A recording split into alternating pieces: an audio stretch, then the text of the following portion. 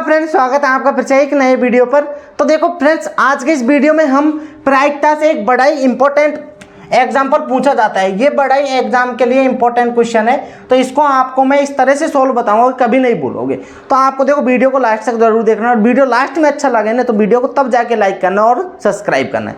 तो देखो करते हैं हम हमारा वीडियो स्टार्ट। तो एक प्रश्नावली 13.2 में ही है ये उदाहरण नंबर 13। तो उसके बाद हम प्रश्नावली को स्टार्ट करेंगे, इसके बाद एक और एग्जांपल करेंगे तब जाके। तो देखो क्या बोला है, सिद्ध कीजिए यदि ई और एफ दो स्वतंत्र घटनाएं। तो सबसे पहले तो देखो उत्तर में क्या लिखेंगे, दिया है, क्या दिया है कि ई व एफ स्वतंत्र घटनाएं हैं, स्वतंत्र घटनाएं हैं, स्वतंत्र घटनाएं हैं। तो क्या हुआ, मतलब कि पी ई इंटरसेक्शन एफ क्या हो जाएगा मेरे पास, P E into P F, ये हो जाएगा। सिंपल सी बात ये है ना। तो E और एफ डैश, एफ डैश का मतलब कि E और एफ नहीं, एफ डैश का मतलब कि नहीं भी स्वतंत्र है। या फिर क्वेश्चन में क्या पूछ सकता है, और अथवा में क्या लिख दीजिए आप कि F dash sorry E dash और एफ भी स्वतंत्र है, ये भी पूछ सकते हैं आपसे, स्वतंत्र होगी। ये एक में ही सिद्ध हो जाएगा ये दोनों। देखो अब इसको समझने से पहले मैं एक वेन आरेख समझाता हूँ आपको। देखो ये मेरे पास पूरा क्या है, वेन आरेख है। तो इसको हम प्रतिदेश समष्टि क्या बोलेंगे, एस बोलेंगे, कि ये हमारे पास पूरा प्रतिदेश समष्टि एस है। इसके अंदर दो घटनाएं हैं, एक तो घटना ई है, एक घटना एफ है। ये मैं वेन आरेख आपने पढ़ लिया होगा आई होप, अगर नहीं पढ़ा है तो हम भी पढ़ाएंगे है ना इस चैनल पर। तो देखो ई घटना और एफ घटना।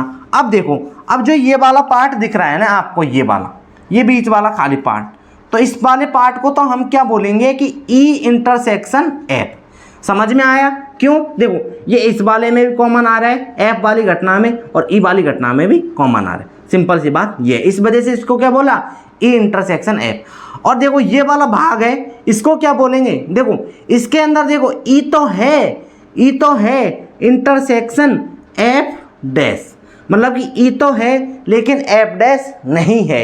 इसके अंदर ये हुआ इंटरसेक्शन का मतलब कॉमन। और इसके अंदर देखो क्या हो जाएगा कि ई नहीं है, ई घटना है क्या। देखो ई घटना कहाँ तक आ रही है मेरे पास, यहाँ तक कि गोल गोल इसके अंदर खत्म हो रही है। और मुझे तो ये जो रंग रहा है ना, ये वाला भाग लेना है। तो ई तो है ही नहीं इसके अंदर, इंटरसेक्शन एफ, एफ है बस। और इसके अंदर देखो, इसके अंदर भी तो यही हुआ कि देखो इसके अंदर एफ है क्या, ये एफ तो यहाँ तक ये गया, और मुझे शैडो वाला भाग लेना है, छाया वाला। तो इसके अंदर ई है और एफ नहीं है, तो ये इस तरह से आया।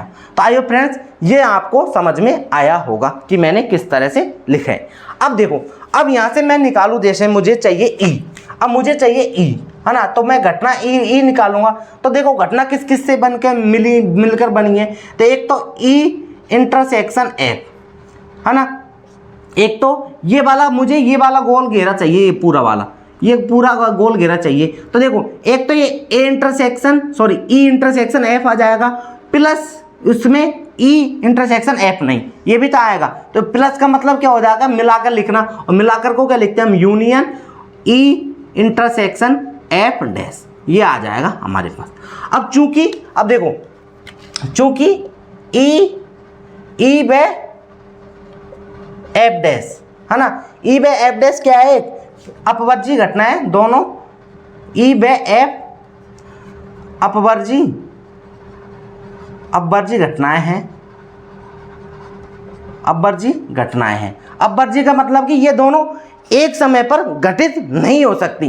अपवर्जी घटना का मतलब ये होता है ना, घटित नहीं हो सकती। तो इस वजह से हम इसलिए पीई, अब इसमें क्या हो जाएगा कि प्रायिकता बन जाएगी, इसको अलग अलग कर सकते हैं हम। देखो तो P E intersection F equal to sorry P बराबर P intersection F plus P E intersection F dash. अब देखो, अब हमें चाहिए क्या था, अब देखो एक साथ ही मैं दोनों को सिद्ध करा रहा हूँ। अब मुझे चाहिए क्या था, ई और एफ डैश भी स्वतंत्र घटनाएं होंगी।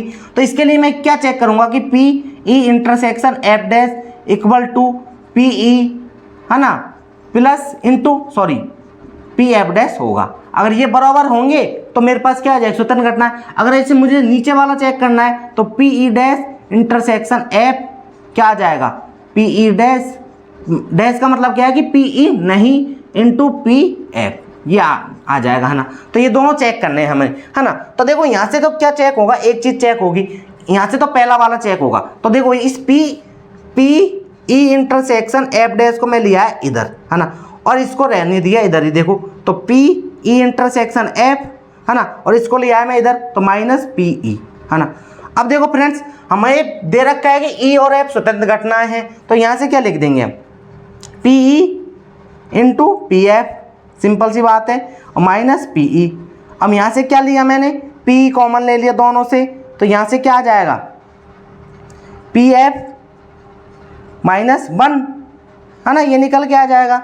तो देखो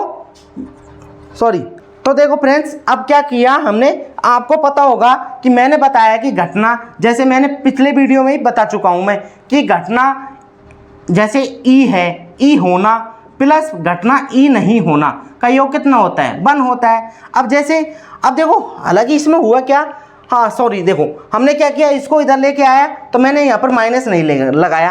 तो देखो मैं क्या करूँगा, इसको इधर लेके आए ना हम, तो हमने क्या किया, इधर माइनस लगा दिया, इसका पक्षांतरण करने पर माइनस भी तो आएगा ना, अरे सिंपल सी बात है। तो अब देखो ये माइनस चल रहा है, तो इस माइनस को, या फिर ऐसे नहीं, देखो पूरे को हटा दीजिए आप, सिंपल सी बात है, और इस तरह से कर दीजिए। देखो मैंने क्या किया, इसको इधर रहने दिया, और इस पी ई को माइनस इस वाले को इधर ले आया, तो P E intersection P F और equal to P E intersection F dash, है ना। तो देखो यहाँ से क्या होगा, पी ई माइनस ये स्वतंत्र घटनाएं हैं, तो P E into P F हो जाएगा, है ना, और इधर पी ई इंटरसेक्शन एफ बन जाएगा, है ना, एफ नहीं, है ना। तो देखो पी ई क्या लिया कॉमन यहाँ से, तो 1 माइनस पी एफ, ये निकल के आ गया, है ना। तो अब मैं क्या कहना चाह रहा हूँ, जैसे मुझे पी ई डैश की चाहिए प्रायिकता, यहाँ मतलब कि पी नहीं है, एक तो हो रही है प्लस एक नहीं हो रही है, का योग कितना होता है 1, तो नहीं हो रही है कि चाहिए मुझे, तो 1 माइनस पी ई, मतलब कि पी हो रही है कि प्रायिकता आ जाती है।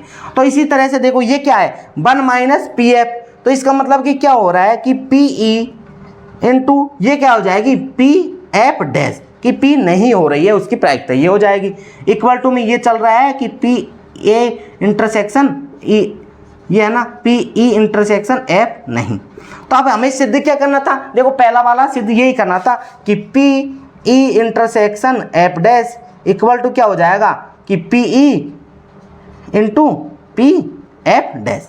एक तो ये हो गया प्रूफ, है ना, प्रूफ लिख दो, या फिर इति सिद्धम लिख दो, हिंदी में इति सिद्धम। हमने ये तो एक तो सिद्ध कर दिया, ये भी लिखना है आपको, तभी एक एग्जाम में है ना आपको सोचोगे यार कितना अच्छा लिखा है, तो आपको अच्छे नंबर मिलेंगे। अब देखो हमें सेकंड वाला सिद्ध करना है, तो सेकंड वाला सिद्ध करने के लिए अब की बार हम क्या लेंगे, एफ वाली घटना लेंगे। तो एफ वाली में क्या है, ये एफ वाली घटना वो किन किन से मिलकर बनी है, कि एक तो ई इंटरसेक्शन एफ से मिलकर बनी है, और यूनियन ई डैश इंटरसेक्शन एफ, इनसे मिलकर बनी है ना। तो ये क्वेश्चन भी एक एग्जांपल में इसी में है, नीचे टिप्पणी में आप देखोगे ये भी लिख रहा है ना। तो अब क्या करेंगे, यहाँ से सिंपल सा पी एफ क्या हो जाएगा मेरे पास, तो देखो पी ई इंटरसेक्शन एफ क्यों हो जाएगा, क्योंकि ई और एफ क्या है, अपवर्जीय घटना है, यहाँ भी लिख देना है आपको, है ना, plus P E dash intersection F, ये हो जाएगा। अब मुझे चाहिए कौन सा, इस वाले को सिद्ध करेंगे, तो इस वाले को इधर लेके आएंगे, तो P F minus P E intersection F equal to, ये तो इधर रहेगा ही, पी डैश इंटरसेक्शन एफ। इधर देखो इसको हटा देते हैं, है ना, ये तो समझ में आ ही गया होगा आपको।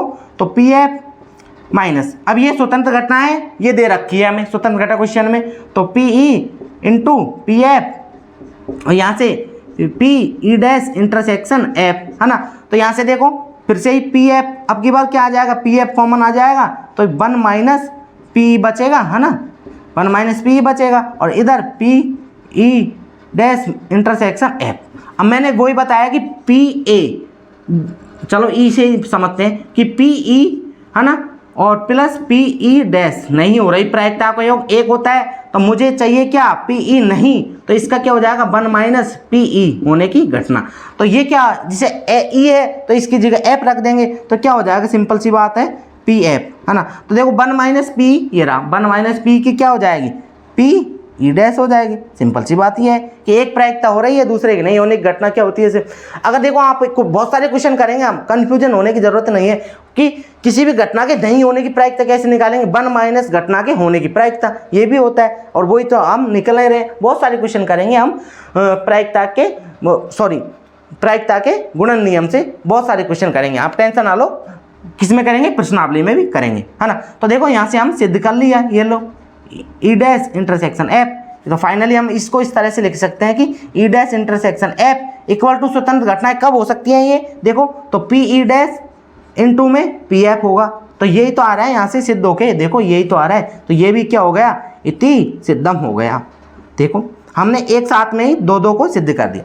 तो आइए फ्रेंड्स, ये क्वेश्चन में आपको बड़ा ही अच्छे से समझ में आया होगा। उदाहरण नंबर कौन सा है, ये हमारे पास 13वां। अब एक लास्ट उदाहरण बचा है, 14वां उदाहरण। उसके बाद हम करेंगे प्रश्नावली 13.2 को आगामी स्टार्ट करेंगे। तो देखो बड़ा ही इंटरेस्ट आ रहा होगा प्रायिकता में, इस तरह से मजा आ रहा होगा अगर आपने एक भी वीडियो को मिस नहीं किया होगा तो आइए मैं आशा करता हूँ आपने पूरे वीडियो देखे होंगे।